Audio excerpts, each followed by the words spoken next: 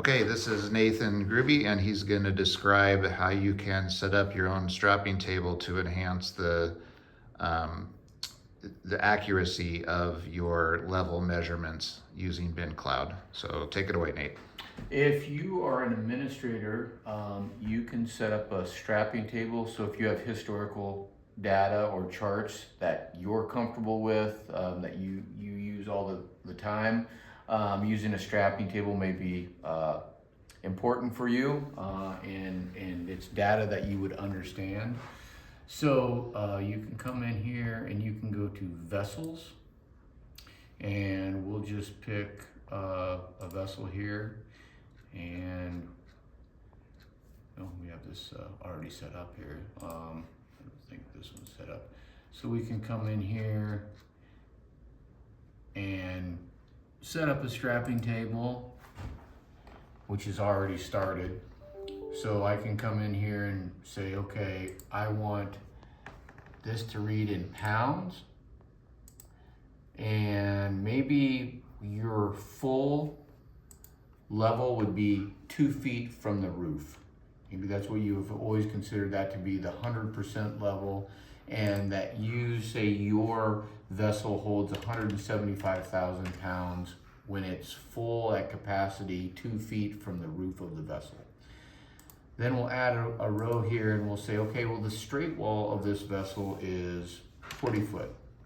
So from the roof down to the bottom of the straight wall is 40 foot. At that point, it would be at the top of the cone. So for you may historically know how many pounds your cone holds. So we'll just say that this cone holds 12,000 pounds. Okay. And then you'll say, okay, well, to the bottom of the cone is empty, and that might be 48 feet from the sensor or from the roof of the silo. So we'll say that's going to be empty. So now we're basically saying you have 175,000 minus 12,000 pounds. So that would be 163,000 pounds in the cylindrical portion of your silo. And then the bottom 8 feet, which is the cone in that silo, would equal 12,000 pounds.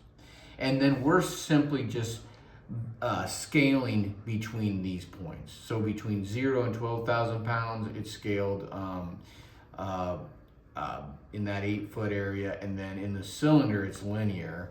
And we're going to scale that 163,000 pounds, which 163,000 pounds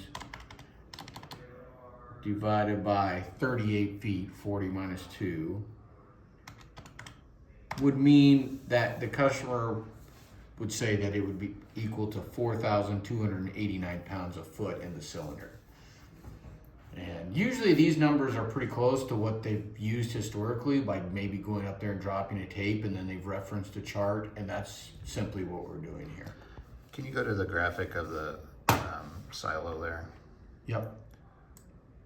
So if you didn't want to use a strapping table, you could let the whole system, use math to configure or calculate the mass that's inside the silo. And that would be then inputting your straight wall, your diameter, where the sensor is positioned at. If it has a cone, we would choose a cone bottom bin and then input the cone parameters. And then from the distance reading you get from the sensor, that will then calculate with the vessel parameters to basically turn that into a volume reading. And then your inputted bulk density that you would use for that material would multiply that times your volume to then show your mass. So the system then would be doing all the math instead of us taking the math that the customer has provided us and input it into a table. And we'd always suggest that if you have multiple vessels and you wanted to do these settings on your own, to try one and then verify it maybe with a manual measurement to see if it's acting the way you want it to. always we're willing to walk through this with you and help you input these things, but it is helpful for you to understand your material and the vessels and how it interplays with BinCloud. So hopefully this helps. Always feel free to call. Thanks for choosing BinMaster.